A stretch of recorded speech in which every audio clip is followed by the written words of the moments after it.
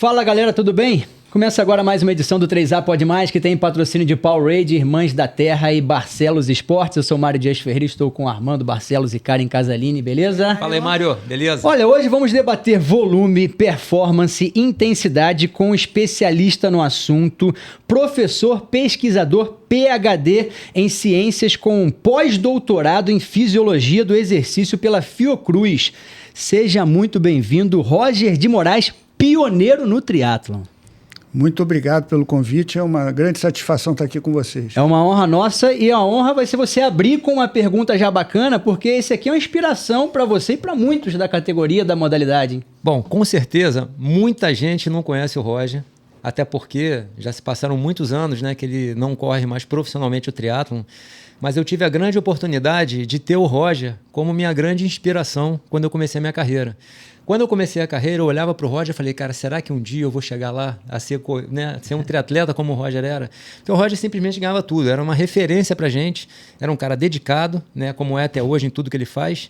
Então era assim, o meu ídolo dentro do esporte quando eu comecei.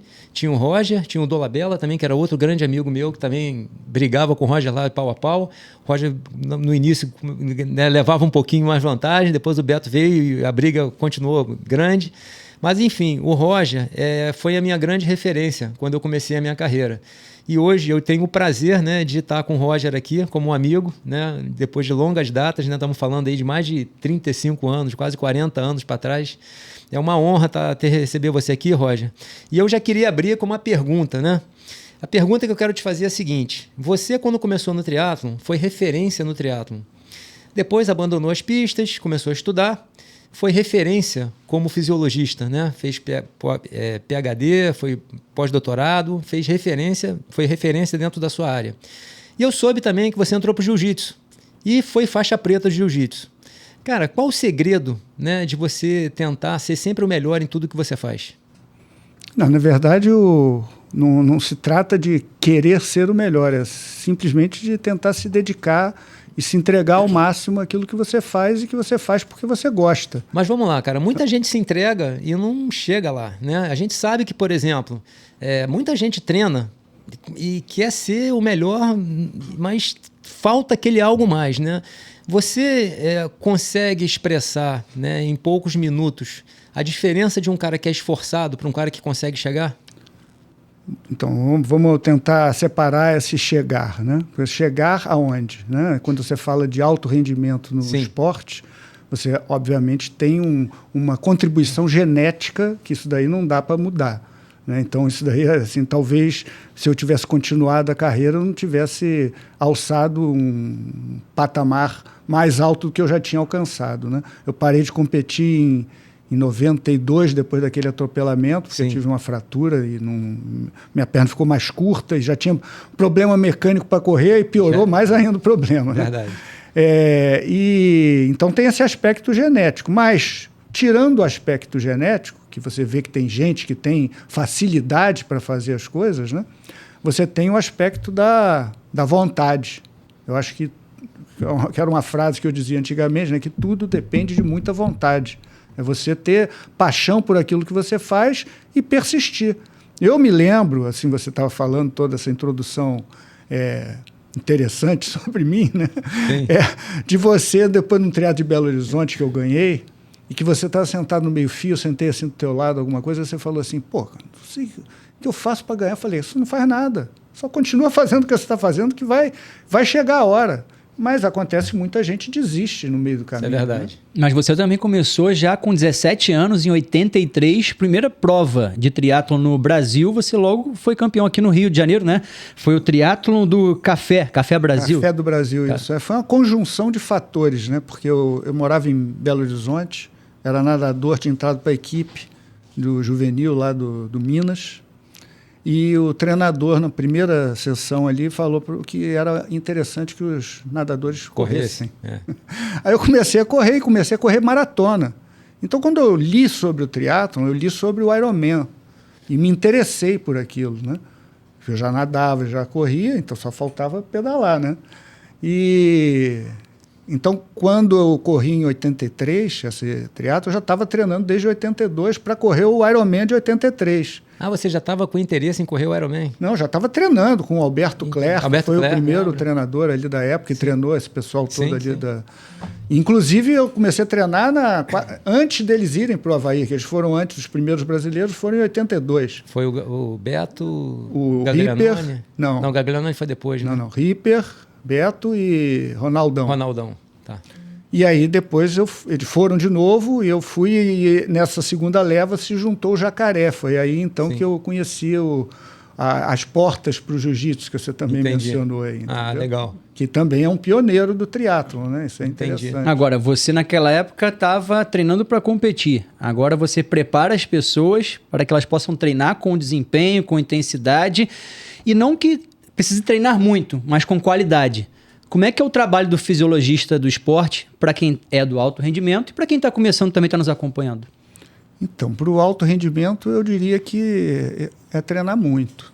Mas treinar muito num contexto que é interessante você ver o tempo passar e você lembrar das coisas que falavam antigamente, né? Se dizia muito, o Roger ele treina demais, muito volume. Para que isso? Tinha um atleta do Fluminense que ele falava assim, correr para baixo para cima, né, de 4 por quilômetro, é gastar sola de sapato. Eu falei, como assim? Mas, então, uma característica hoje da realidade de grandes atletas é treinar com grande volume e com controle, né, de intensidade. E esse controle de intensidade é um equívoco que eu vejo grande parte das pessoas fazerem. Isso no Brasil é muito evidente, que é treinar médio. O sujeito não treina volume, ele então, talvez porque não tenha tempo, ele quer treinar um pouco mais forte para compensar, e também não consegue treinar forte, de verdade, né? Logo que eu cheguei na Alemanha, você conheceu o Jorgen Zeck, né? Sim, Jorgen Zeck. E estava pedalando um grupo, tinha um louro do meu lado, que era o Jorgen Zeck, que eu não conhecia, passei a conhecer nesse dia, e todo mundo foi embora no ciclismo, né? E eu falei, eu não vou não, porque eu não treino assim. Ele falou, eu também não treino assim não. E assim a gente começou a desenvolver a amizade por conta disso, e eu comecei a ter contato com essas metodologias de treinamento já em 85, quando a primeira vez que eu fui para a Alemanha. E essa metodologia, né? Você treinou há muitos anos atrás e vem do meio do esporte esses anos todos. Você viu alguma diferença nessa questão técnica? De como era feito o treinamento antigamente para agora? Você viu uma mudança grande? O que eu vejo é isso, você popularizou mais esses métodos da escola alemã e da escola escandinava, que já estavam ali latentes, talvez com outros nomes, né? Com outras terminologias, mas que hoje você vê esses noruegueses, por exemplo, defenderem abertamente o treinador dele, algo que já era falado naquela época, né? Assim, eu acho que o que mudou muito é as condições de avaliação e controle, aquilo que a gente estava falando, mas não é um controle de você ir uma vez a cada 3 meses ou uma vez a cada 6 meses num laboratório e alguém falar, está melhorando, não, está piorando. Não, é todo dia. É você ter esses equipamentos portáteis para te gerar informações, dados, quanto mais dados melhor, para o treinador e para você mesmo ficar ali discutindo e interpretando. Mas assim, Roger, quando você fala, né, eu não treino forte, eu treino médio, assim, para as pessoas que estão nos escutando, imagina que você nunca treina forte, né? E não é assim, né? Não, mas tem dia que o pau quebra. Com e certeza. Na maioria das vezes você se mantém ali no seu Z2 fazendo o volume e dentro da intensidade controlada. Você foi um grande atleta e você sabe muito bem isso. É uma série de VO2, que são essas séries de 1000 para morte, é para morte, mas você só consegue treinar se você estiver descansado. Se você estiver recuperado dos treinos anteriores, entendeu? Senão você, com um resquício de fadiga, Perfeito. Você vai fazer mais ou menos. Né? Era para fazer para 2,55 mil. Tu faz para 3,15. Pô, tá bom pra caramba, mas você não tá fazendo o que a gente vê hoje fazer. é que, assim, a minha percepção é que antigamente as pessoas treinavam muito mais volume. Hoje as pessoas treinam menos volume, mas mais intensidade. Então, mas isso daí é uma coisa que eu observei também, né? Era inclusive uma sentença frequentemente proferida por vários treinadores que me incomodavam um pouco, né? Que falavam, Isso é coisa do passado, treinar volume. Hoje em dia se treina menos com mais intensidade. Eu acho que foi uma interpretação equivocada da escola americana, né? E que não gera um efeito tão positivo quanto você adotar essa metodologia de maior 80%, vamos dizer aí no Z2 que o Armando falou, e os outros percentuais mais próximos do Z5. E evitar essa zona aí de Z3. O Z4 é a série de A2 na natação, é a série de limiar, né? Mas eu acho que isso é um equívoco da maior parte das pessoas que estão envolvidas no treinamento, né? Eu acho que teriam que treinar mais volume, sim. Inclusive, uma pergunta que é muito frequente é essa. Quando você tem tempo, come, treina e dorme. Sim. Né? Sim. Se você também tem financiamento para isso, né? Uma infraestrutura. Mas se você não tem tempo, então eu vou treinar menos, mas vou treinar um pouco mais forte. Eu acho que é aí que mora o perigo. Você tocou num assunto de tempo que esse fim de semana eu estava com uns amigos que eu não via há muito tempo. Nenhum atleta de alto rendimento, mas fazem uma academia e tal. Mas o pessoal que lutava com a balança, assim como eu, né? Que façam uma atividade física para manter a forma. Eu tô vendo que o pessoal tá magrinho. Eu já falei assim, caneta emagrecedora. E esse é um assunto que está bombando. E tem muita gente que está optando, até atleta, para rápido perder peso e depois sofre porque perde massa muscular. Já tivemos aqui alguns especialistas falando sobre isso. Qual o perigo desse tipo de procedimento, das pessoas que querem acelerar em vez de manter um processo? Então, pode-se falar da caneta, mas pode falar sobre essa intenção que muitas pessoas têm de diminuir o peso para melhorar o rendimento. Sim. Isso é uma faca de dois gumes gravíssima, né? Porque um dos maiores problemas de um atleta... E aí essa definição de atleta a gente tem que apurar melhor, né? Porque eu estou falando de atleta, a tendência que eu tenho é sempre falar do alto rendimento. É o cara que come, treina e dorme. Esse cara, ele gasta mais do que ele às vezes é capaz de colocar para dentro. Sim, verdade. Então, se ele ainda adotar alguma restrição calórica, seja por medicamento ou seja voluntariamente, ele vai ter problema. E o corpo ele tem uma característica muito interessante. O problema do corpo, ele mesmo resolve. Ele começa a suprimir algumas funções internas. Por exemplo, função da tireoide, função de órgãos reprodutores. Você começa a diminuir a secreção desses hormônios, de tireoide, de testosterona. Porque você não tem uma ingestão calórica é meio que para poupar, se defender, para né? poupar. É uma resposta do teu corpo àquele contexto que você mesmo está criando. Né? O correto mesmo, né? Quer dizer, o correto mesmo, né? Cada um tem uma forma de fazer, né? Mas a gente sabe, né, que o peso, principalmente para a corrida, né? Não para o ciclismo e nem para a natação, no caso do triatlon.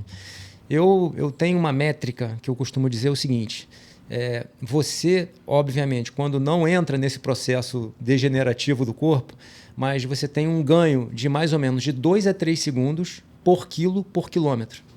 Então, para cada quilo que você tem a menos, você corre de 2 a 3 segundos mais rápido do que correria com a mesma condição física e, obviamente, sem degenerar toda a condição que você tem atualmente. Óbvio que você ficar doente, perder 5 quilos numa desinteria intestinal e voltar a correr, você vai piorar, embora esteja mais leve. Mas se você conseguir emagrecer naturalmente, deixando o seu corpo se adaptar, a minha percepção que eu tinha quando eu corria era mais ou menos essa. São 2 a 3 segundos por quilo por quilômetro. Eu concordo, mas eu acho assim, que é interessante a gente resgatar toda essa trajetória, né? Porque isso daí que a gente está discutindo passou pela minha cabeça também. Porque eu era forte. Você sempre era mais forte. E aí eu me submeti, não a restrição calórica, mas submeti a um volume gigantesco e diminuí. Em 86, eu me tornei competitivo internacionalmente com a corrida, algo que eu não era em 85. Né? Mas senti o quê?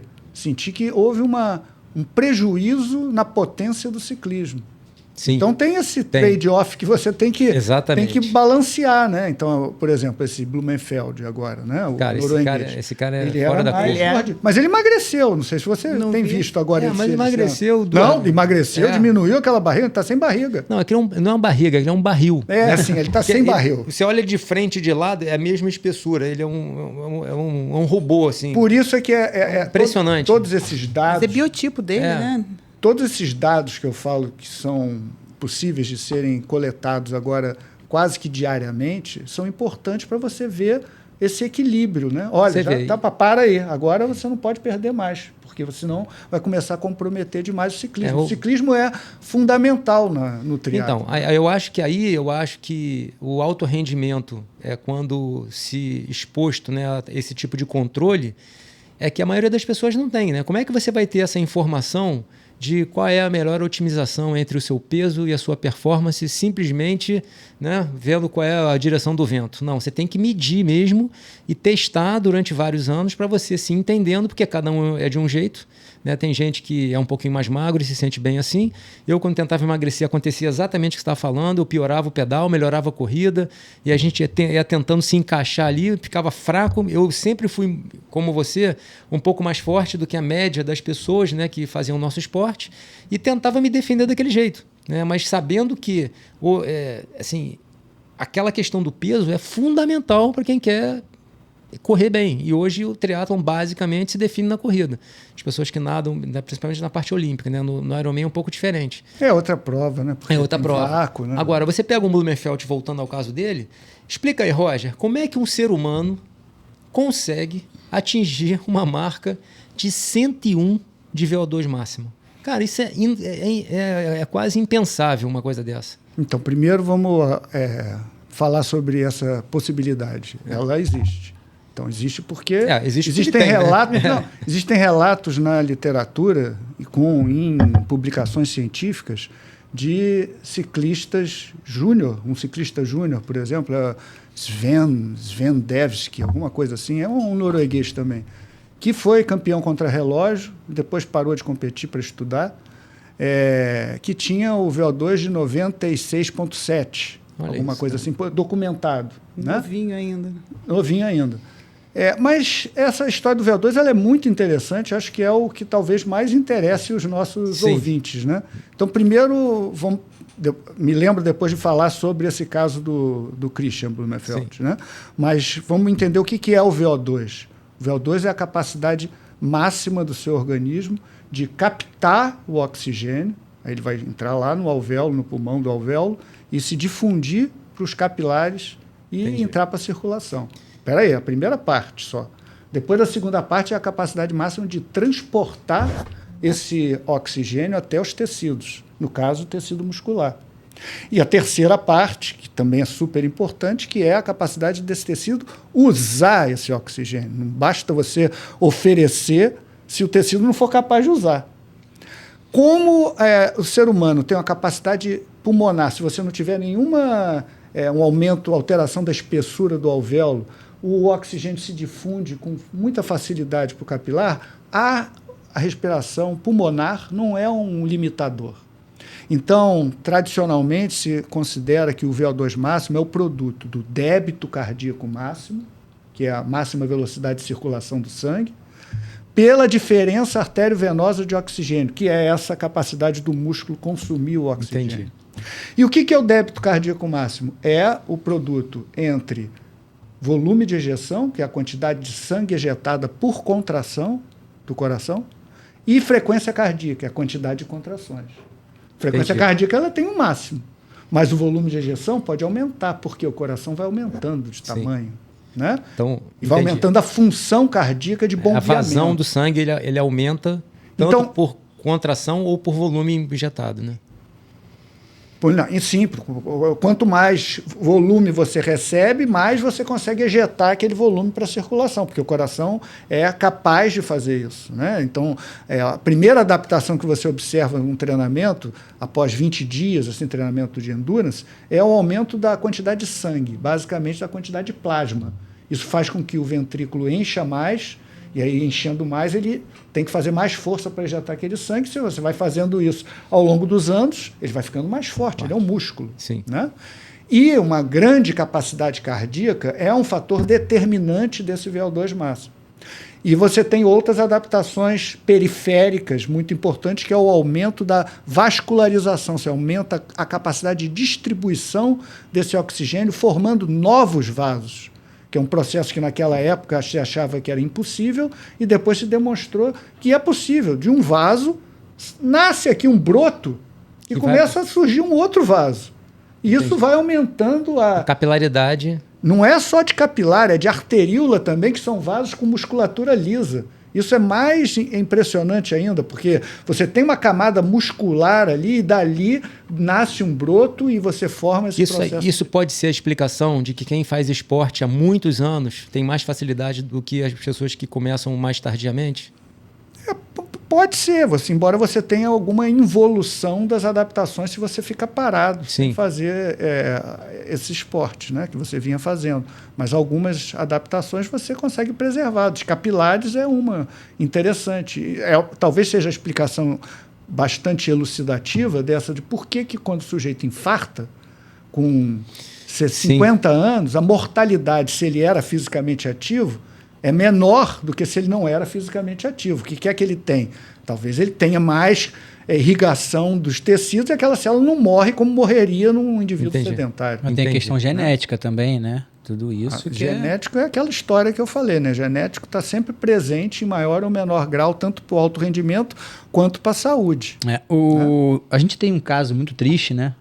O Brasil Ironman publicou na rede social oficial que em Curitiba, agora no 70.3, houve um falecimento na etapa de ciclismo.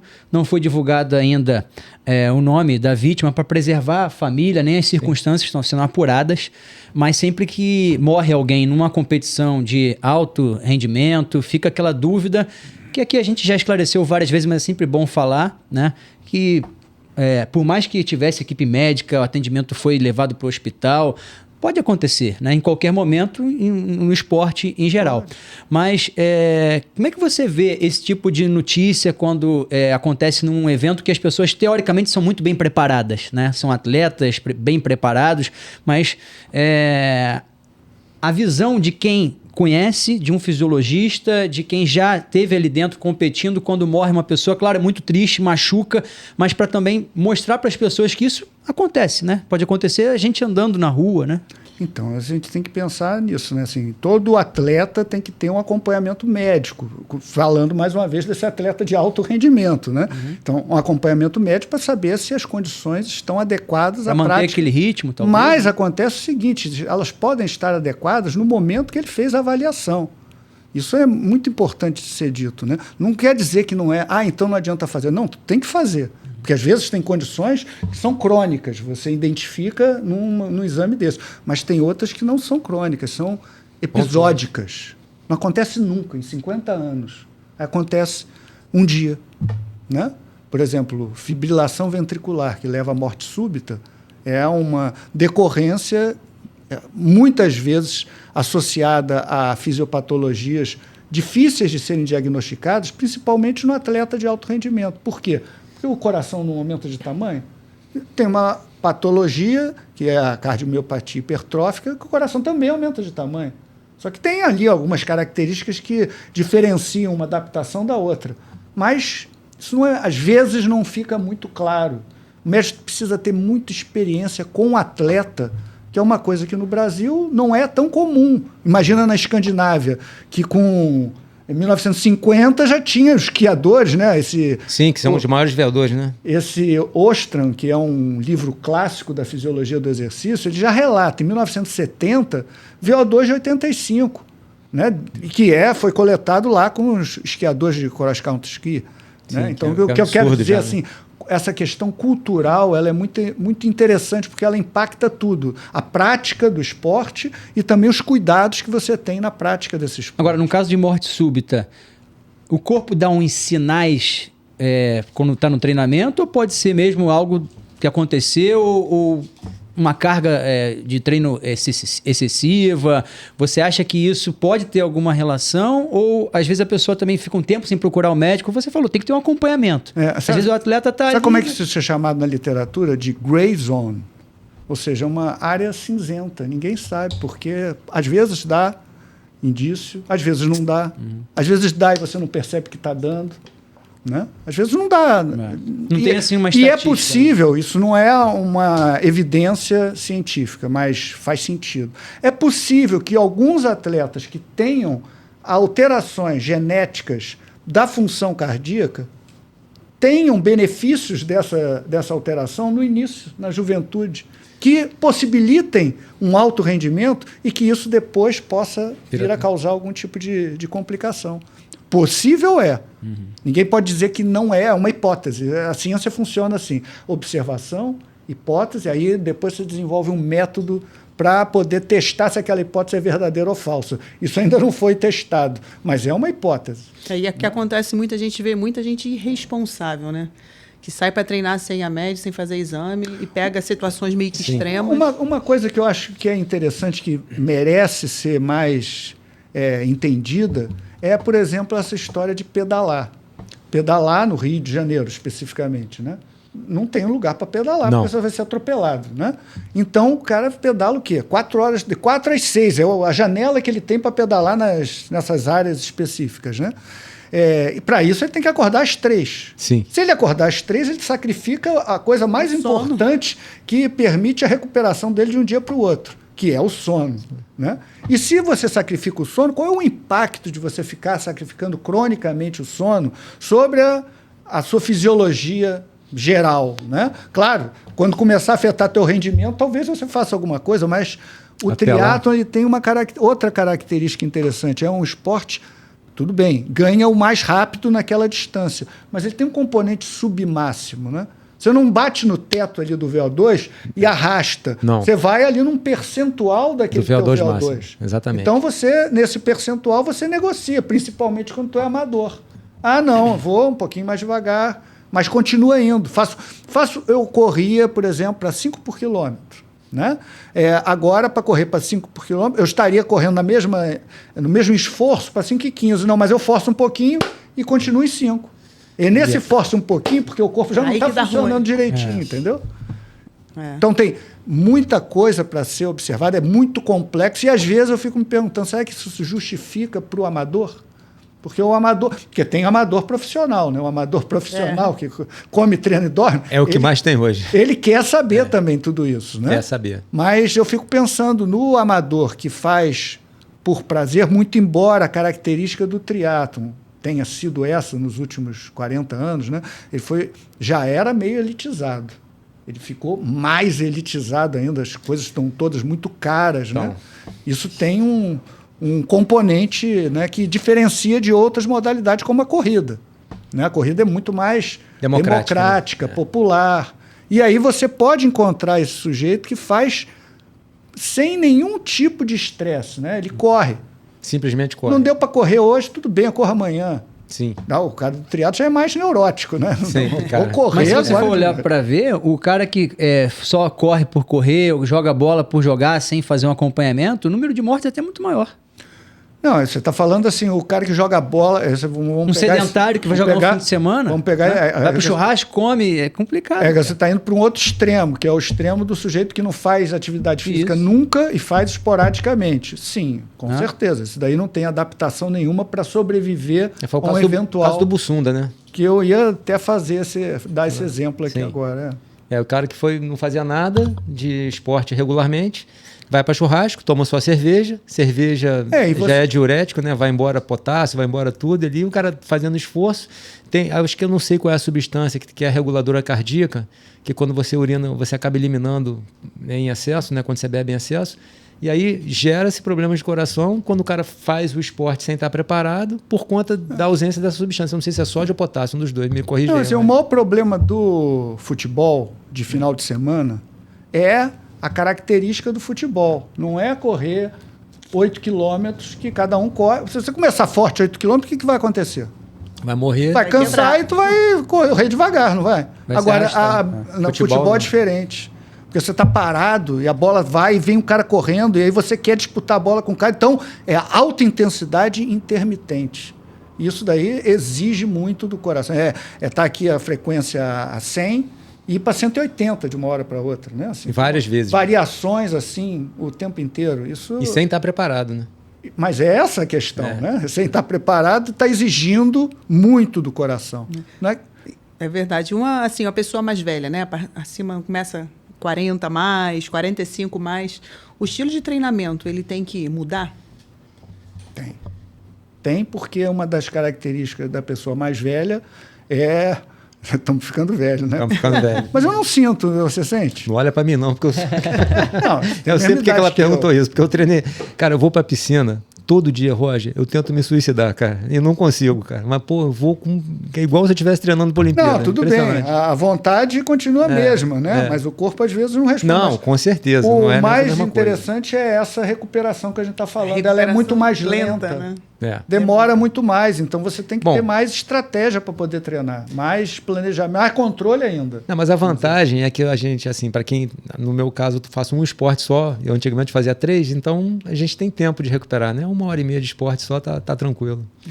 Só para me defender aqui da minha pergunta da minha esposa. Não foi por causa disso que eu Mas falei. 1h30 e às vezes reúne a galera da antiga, como vocês fizeram no fim de semana. Muito e aí legal. Foi um evento legal. Foi muito legal. Vocês reencontraram, né, a galera que competia junto. Isso é muito interessante. Só que assim, vocês foram para uma competição e a cabeça era que estava lá atrás. Campeonato né? mundial virou. Né? Virou campeonato mundial. Isso às vezes é preocupante, porque é uma resenha. Não, mas ali todo mundo está treinando regularmente. Ali todo mundo está treinando, mas nem sempre é o que acontece, né? Isso que a gente tem que deixar claro aqui, que às vezes as pessoas acham que... Mas vamos voltar lá para o Blumenfeld, você pediu para te lembrar. Vamos, mas só para fechar esse seu assunto, né? Acho que é interessante você lembrar isso. Nossa fisiologia, nosso DNA foi esculpido ao longo de 200 mil anos de evolução, desde o surgimento do primeiro Homo sapiens, para viver fazendo atividade física. Tudo bem, até que não seja essa atividade física de alta intensidade e longa duração, que é o que às vezes caracteriza o esporte de endurance, né? Mas é viver ativo. E o que a gente vive hoje é uma total disparidade do que a humanidade viveu durante 120, 130 mil anos. Né? Só para você ter uma ideia, a agricultura ela surgiu há 10 mil anos atrás. Agricultura, e não tinha máquina, o cara tinha que plantar lá e às vezes perdia tudo, ficava com fome. Então, depois da Revolução Industrial, que tem aí 300 e poucos anos, né? Aí sim você tem uma maior industrialização das coisas, as pessoas passam a comer mais e a se tornarem mais sedentárias, e aí, às vezes, querendo fazer um esporte, acabam gerando um problema. Mas o problema não é nem aí, né? Morre sim, às vezes, mas é o problema das doenças cardiometabólicas, que é a hipertensão e diabetes, principalmente, que assolam a humanidade. Então, você tem aí uma grande parcela da população, não é pouca, né, com doenças que vão levar a problemas cardiovasculares ou renais, por exemplo, ao longo do envelhecimento. Então, a atividade física regular, porque a gente está falando, o sujeito que faz uma... Não, ele nunca pode fazer isso. Teoricamente, você não pode viver sem fazer atividade física. Nem que seja 30 minutos, né? Só foi o que sobrou para o sujeito. Para o pobre Homo sapiens, que passava o dia correndo atrás de um antílope, né? Agora ele só tem que fazer 30 minutos igual um hamster numa esteira. Mas é melhor do que não fazer. Senão você se expõe a essa situação. Né? Vamos lá. Blumenfeld. Então, Blumenfeld. O case dos 101 de VO2. Então, isso daí foi... Depois que você falou, foi até ver lá na postagem dele mesmo. Né? No terceiro slide tem a fotografia dos 101. Então, é possível, que eu falei. Agora, aconteceu? Como é que a gente vai saber? Né? A gente tem que ter uma descrição mais... aprofundada dos vários processos. Vou te explicar isso. Um primeiro processo é o processo de calibração do equipamento. Aquele equipamento parece ser um equipamento chamado Oxycon, que é um equipamento excelente, né? Tem medidas bastante fidedignas. Mas aparece nessa mesma postagem, não sei se as pessoas prestaram atenção, tem ali embaixo o RER, Exchange Ratio, Respiratory Exchange Ratio, taxa de troca respiratória. O que é a taxa de troca respiratória? É a razão entre o CO2 expelido e o oxigênio consumido. Né? E o dele ali está 0,93. Essa taxa de troca respiratória ela varia de 0,75 mais ou menos até 1. 0,75 é que você está oxidando predominantemente gordura, ou algo que ocorre em intensidades mais baixas. À medida que você vai aumentando a intensidade do exercício, você passa a oxidar mais carboidrato, e isso chega a 1. Se no dele está 0,93, parece parece só, sugere, não dá para saber, mas sugere que não foi máximo. Então não foi Imagina máximo. se não foi máximo, o cara com 101. Outra coisa, esses protocolos de VO2 têm duração de 12 minutos, 15 minutos no máximo. O protocolo dele teve duração de 1 hora, está lá escrito 1 hora e 14.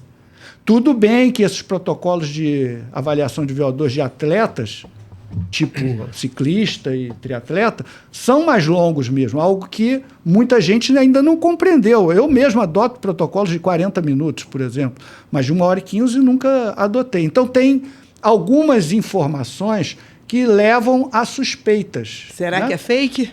E a gente não pode saber, mas dizer que o aparelho está descalibrado no ninho da avaliação da fisiologia, que é a Noruega, né, um país escandinavo. Mas será que pode ser um pouco de propaganda, enfim? Normalmente o problema da calibração é esse. Você, nesse equipamento que a gente trabalha, a gente faz isso sempre antes de cada avaliação. Você calibra e diz para o equipamento qual é a ventilação que o sujeito deve ter. 3 litros, por exemplo, por minuto é um padrão. Né? Se você colocar e disser que vai ser 6 litros, você começa a superestimar o VO2 e a subestimar o CO2, que é coerente com esses dados que estão lá. Mas daí para dizer que isso é fake, não, está muito longe, porque... E também é outra questão importante. O VO2 é um número. Tudo bem, vira debate, as pessoas se impressionam, mas o que interessa... É como ele aproveita esse VO2. Exatamente, isso é muito mais importante, porque eu dei o exemplo lá do ciclista que não ganhou o Tour de France. Ele foi campeão mundial júnior no contrarrelógio, mas não engatou numa carreira profissional. Você já viu algum outro atleta com VO2 assim tão alto, acima de 100? Não, de 3 dígitos nunca teve descrição. Mas não, 97, 96... Que já é um absurdo. Que já é um absurdo. Por exemplo, um VO2 de uma pessoa sedentária hoje, para a gente tentar fazer a pessoa que está ouvindo a gente aqui enxergar mais ou menos só para ter um parâmetro. Por exemplo, uma pessoa sedentária que... Sedentária não digo, mas que faz sua corridinha 3 vezes por semana ali para 6,30 por quilômetro. Quanto seria mais ou menos, em média, um VO2 de uma pessoa dessa? 40, depende da idade, mas vamos botar aí com 30 anos. 30 45, anos. 50. 45, 50 de VO2. É bom VO2. Bom VO2. Bom. Tá. Quanto mais velho, aí menos, vai diminuindo. Vai diminuindo. Porque, como eu falei, o VO2 depende do débito cardíaco máximo. O débito cardíaco máximo é o produto do volume de ejeção pela frequência máxima. Só que a frequência máxima vai caindo com a idade. 0,7 batimentos a partir de 40 anos. Então, quando você tiver 65, tu não vai bater como batia antes. Entendi. Vai bater menos. Né? E aí tua capacidade diminui. Entendi. Né?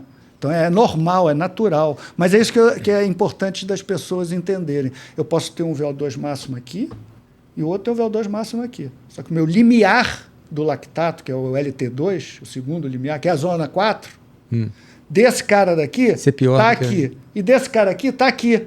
Esse cara daqui ganha desse. Entendi. Tendo o VO2 mais baixo.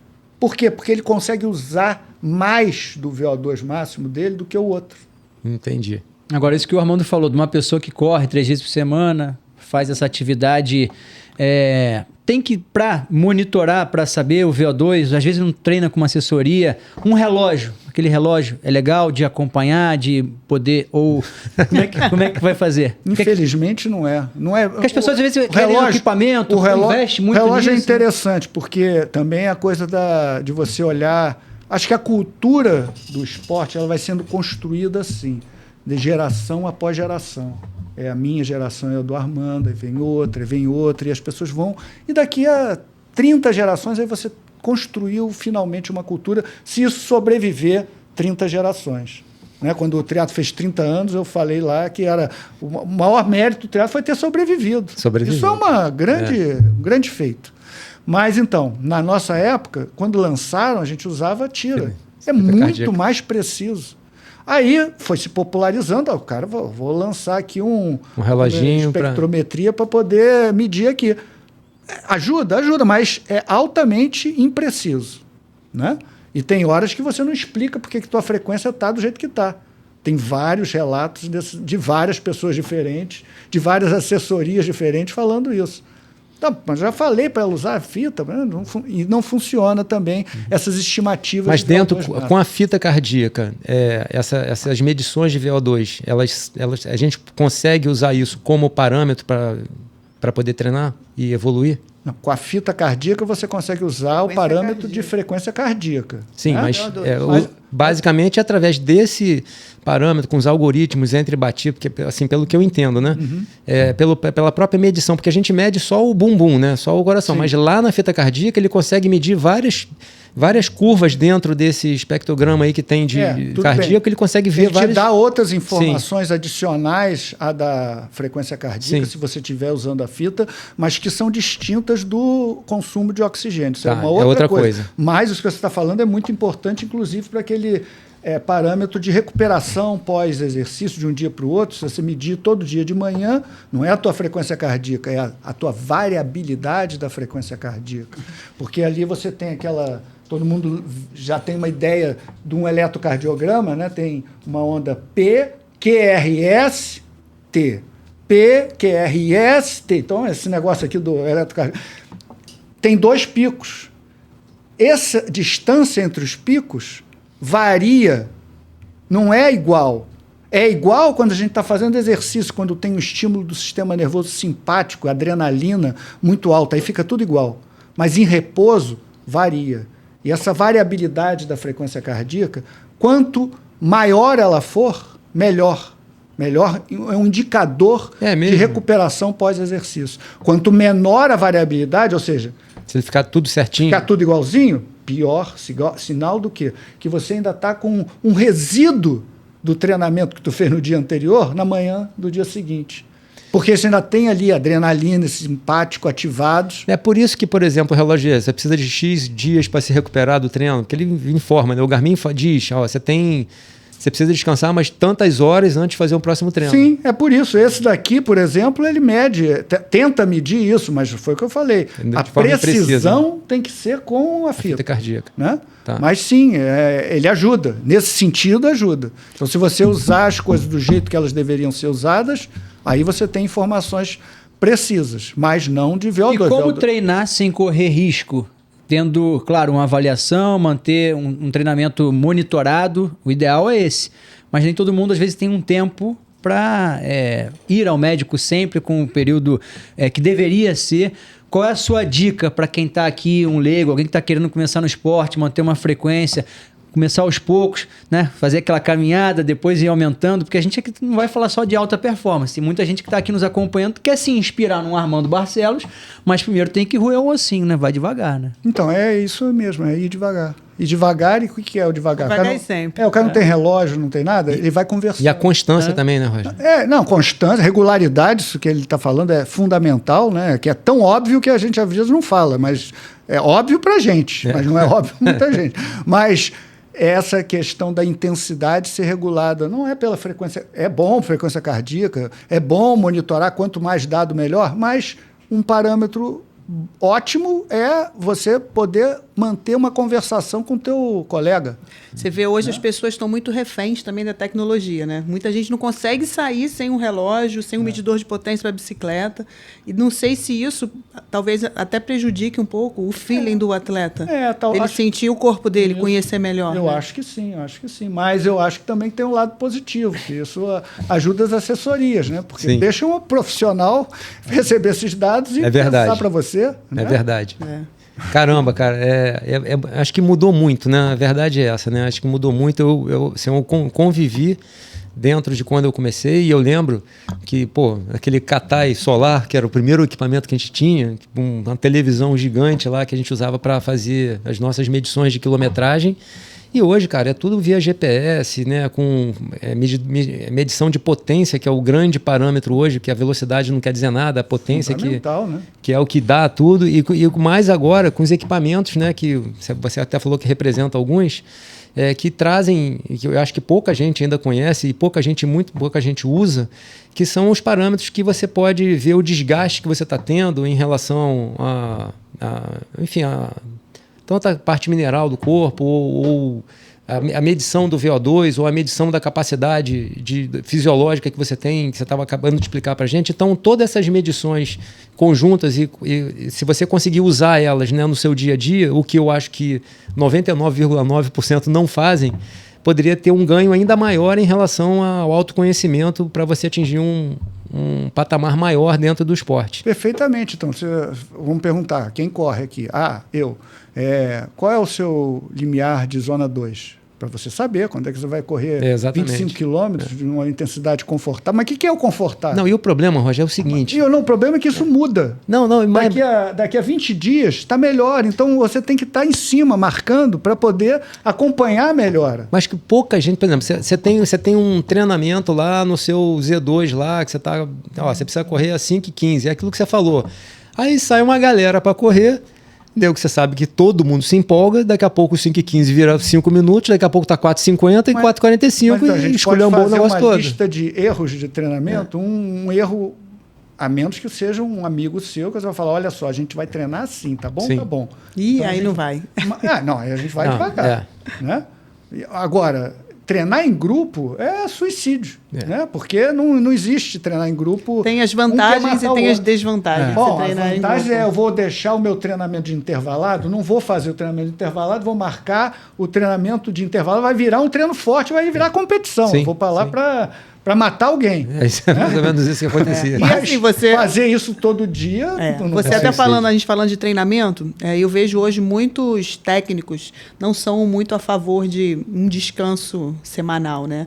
Eu vejo muito planilha de treino aí de vários técnicos, eles girando direto sem ter um dia de descanso. Às vezes demora meses para um dia de descanso. Você é a favor desse descanso? Eu sou a favor, mas aquela história, pensando no âmbito do atleta profissional, que come, treina e dorme, e treina muito.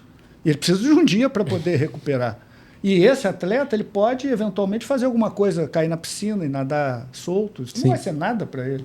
Né? Então, eu acho que muitas coisas são importadas do que se faz no alto rendimento para a média da população, o que acaba gerando problema. Né? Então, o Blumenfeld vai trotar 30 minutos e depois vai nadar 1.500 metros. Isso para ele não é nada. Mas é um dia de treinamento de algum amador, por exemplo. Mas aí o que seria melhor, né, nesse dia? Fazer um treino leve ou descansar? Vamos falar em caso de amador, que acho que a maioria, né, que assiste a gente aqui são amadores, né?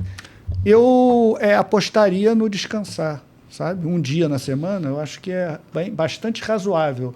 Até porque você tem um efeito que o Armando certamente vai entender muito bem, você também, né? Foram atletas, que quando você está treinando, tu fica cansado, mas tu não fica tão cansado depois de um dia de descanso. Sim, verdade. O urso chega, né? Porque no dia seguinte, é o dia de descanso, tá acabado, tu fala, cara, agora eu estou percebendo o cansaço. Então, eu acho que é importante o dia de descanso para você perceber a si próprio. Roger, eu tenho um mantra que diz o seguinte: a gente treina para piorar. A gente não treina para melhorar. Vou exemplificar o que eu estou falando. Você chegou na beira da pista para fazer 15 de 1.000. Quando você acabou os 15 de 1.000, você está melhor ou pior do que quando começou? Tá pior, né? Pior, né? Beleza, então você treinou para piorar. Como é que você melhora? Vai para casa, come e dorme. É mais ou menos isso. Eu canso de falar, a gente treina para piorar, galera. Já que você falou em come e dorme, vamos daqui a pouquinho degustar aqui, porque hoje, nossa pausa Power, primeiro a gente vai falar de Powerade, que é o isotônico com eletrólitos, vitaminas, novo Powerade 0 açúcar, 0 calorias, sabor mix de frutas, com sódio, cálcio, potássio e magnésio, hidratação para o corpo e para a mente, @Powerade Brasil. E a alimentação saudável hoje, olha essa novidade, o quiche de frango da Irmãs da Terra. Armando, quando acabar aqui, no reta final, a hora que você quiser degustar um pouquinho, cara, o Geraldo falou assim, é pra vocês, tá quentinho, né? Pro nosso convidado especial, pra Karen. Essa é a parte do treinamento que eu não falto. É isso, porque a gente tem que se alimentar bem, fazer atividade física, tudo na vida é equilíbrio. Né? Então lá na Irmãs da Terra você também tem doces saudáveis, tem o gelato, tem opções sem e com açúcar, lojas no centro do Rio, na 7 de setembro, e no Cambuinhas Mall, na região oceânica, em Niterói. E Barcelos Esportes, lá para fazer o bike fit, para comprar sua bike, equipamento para triatlo, tem de tudo, e o especialista está aqui. Então deixa eu contar uma curiosidade. Diga. Você sabe que a Barcelos Esportes começou com o nome Barcelos Bike. Você sabia disso? E sabe de onde foi inspirado o nome Barcelos Bike? Do Bike Roger. Porque o Roger já teve uma loja de bicicleta. E para não ficar igual Bike Barcelos, eu troquei. Eu botei Barcelos Bike para não ficar igual. Mas veio daí. De botar o nome, tá aí o Roger teve uma loja de bike que inspirou o nome da Barcelos Esporte. Tá vendo? Legal. Que hoje chama Barcelos Esporte. Bacana. Inspirador, né? Para você. Inspirador como atleta e como negócio. Como tá vendo? negócio também.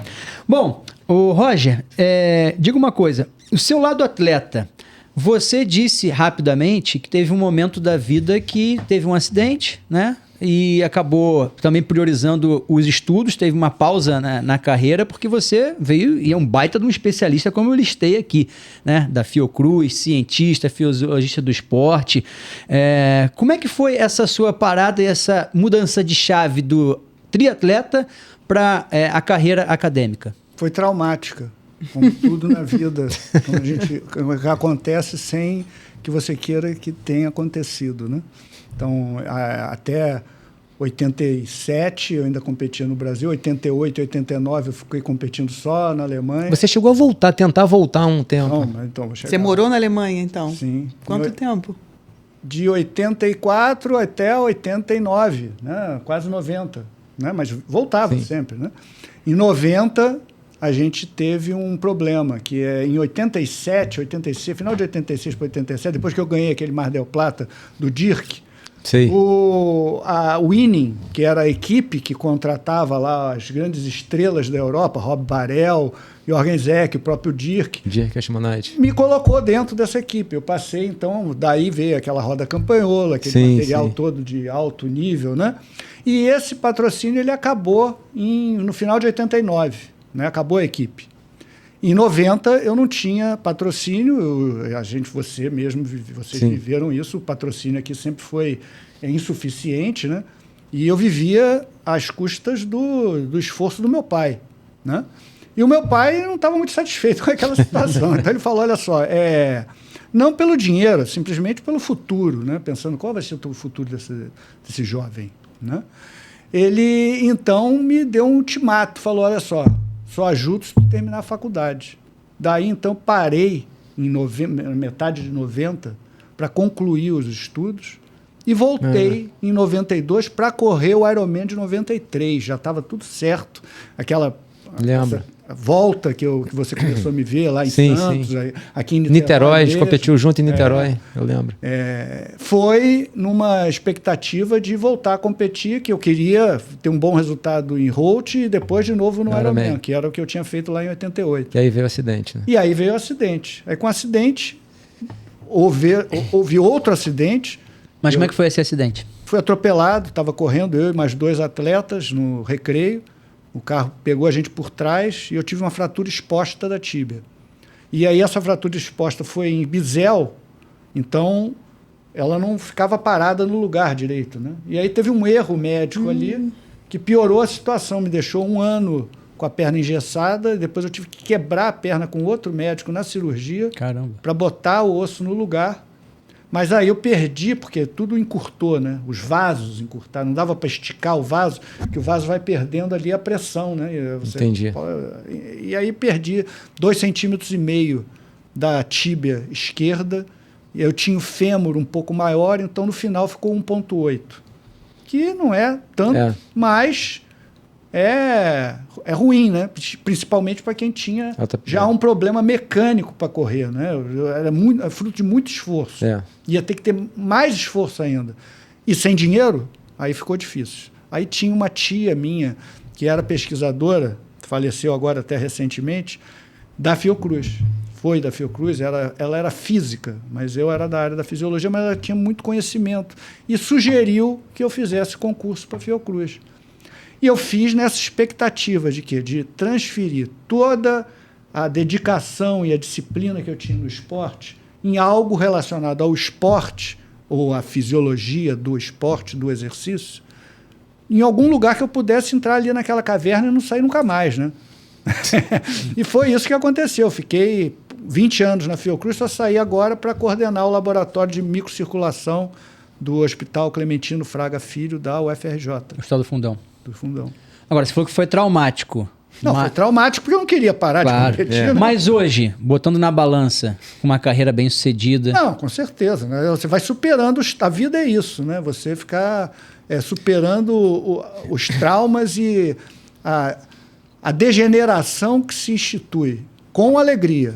Esse é o detalhe. Isso é muito legal você falar. Né? Com alegria. Porque todo mundo aqui vai estar na fila para algo que ninguém quer. Né?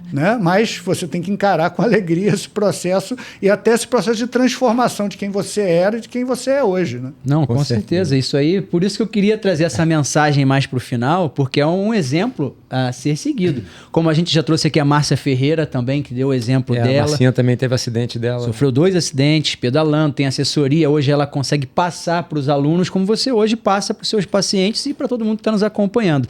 A reta final sempre do nosso 3A Pode Mais, a Karen Casalini faz aqui aquele bate-bola e você agora vai passar por esse paredão. Vamos lá. Treinar cansado ou pular o treino? Não, pular o treino.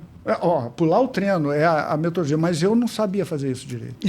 Eu precisava ter o mencionei sentimento. Aqui, eu tenho que mencionar o nome dessa pessoa porque ela sempre me ajudou. Foi fundamental. Eu não teria conseguido as coisas que eu consegui se não fosse ele, que foi o Filé.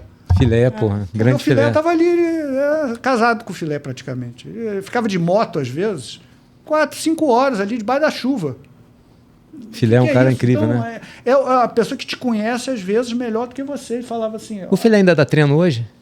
Ele tá no Fluminense. Tá no Fluminense? Tá no Fluminense. É um cara legal pra gente trazer aqui, hein, Muito legal. Vamos lá. Gelo na recuperação funciona? Não. Agora virou moda esse negócio de entrar em banheiro de gelo, fisiologicamente. Não, fisiologicamente acho que não funciona, não. Acho que funciona calor.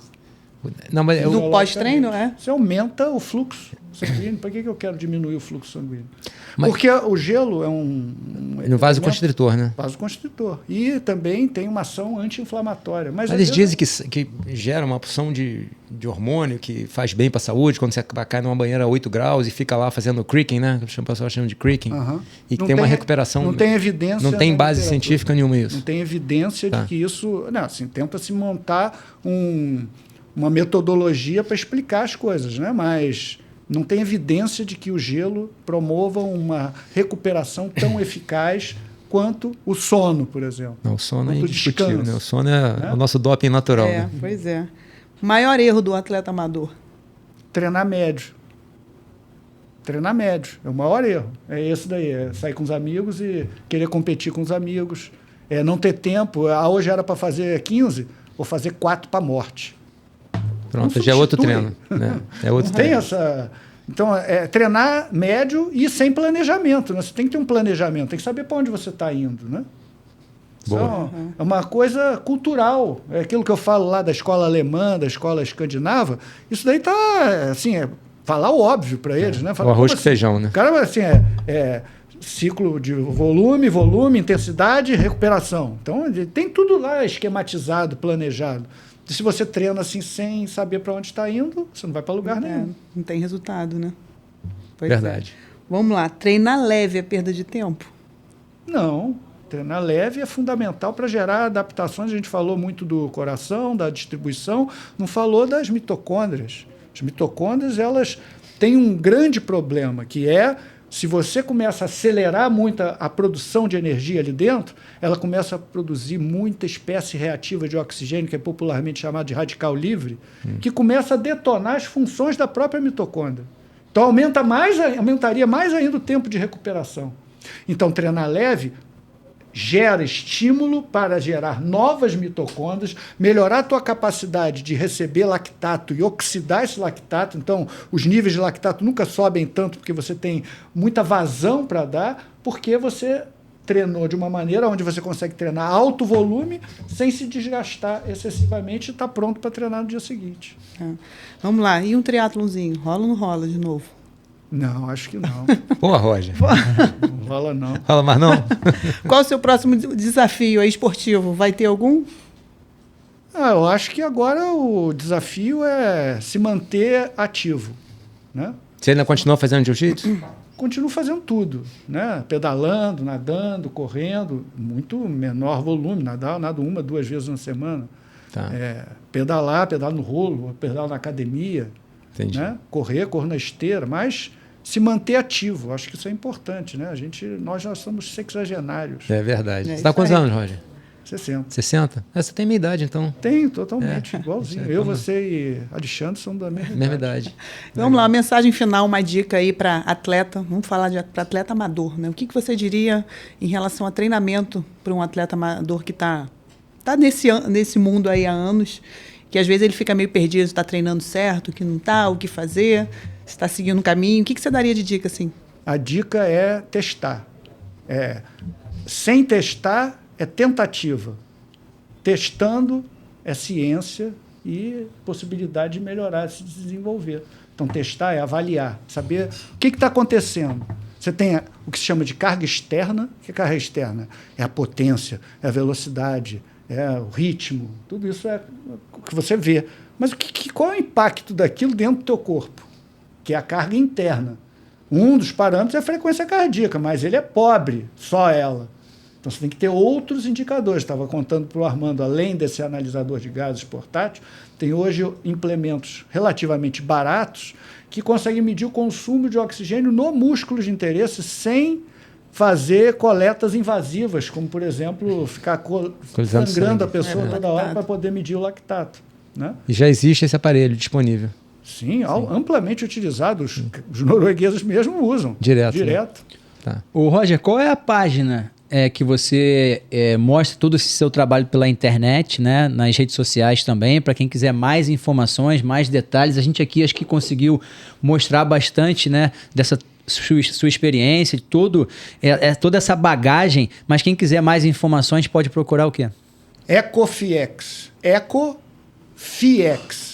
FIEX de Fisiologia do Exercício. E Eco... Só para lembrar de ecologia, né? Mas tem a ver com a sustentabilidade. Legal. Olha só, esse episódio, como todos da 3A Pode Mais, teve apoio de Bia Simeão e você não vai sair com as mãos abanando.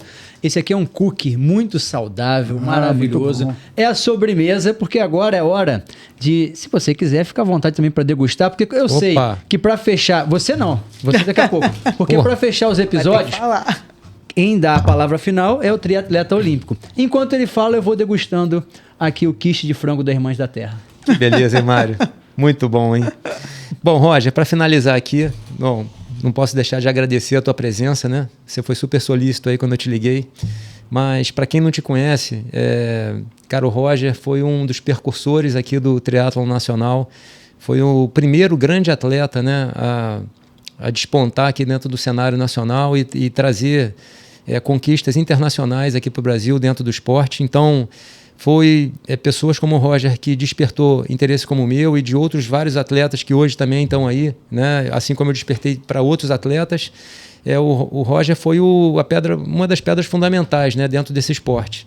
Então, Roger, obrigado pelo que você fez pelo esporte aí, cara. Você é um cara que, tem o maior carinho e o maior orgulho de ser seu amigo hoje. Amigo, eu não sou seu amigo, mas tento me tornar próximo, né? Que a gente não tem um contato diário, né? Mas me sinto, acho que há uma irmandade dentro dessa... Tem uma sintonia positiva. Sim, eu acho que tem uma irmandade dentro do esporte que acaba abraçando todos como irmãos, né? E você é uma dessas pessoas, cara, assim, que eu considero como um dos melhores atletas de todos os tempos dentro do triatlon, dentro do seu tempo, né? Você foi um expoente, né? Eu falo que o triatlon passou por várias etapas, né? E dentro dessas etapas sempre teve um expoente dentro dessa cronologia. E você foi o primeiro dentro dessa cronologia que despontou. Então, foi o primeiro que fez com que todos nós que viemos depois, né, pudéssemos nos inspirar dentro da tua carreira, da tua trajetória e do teu exemplo.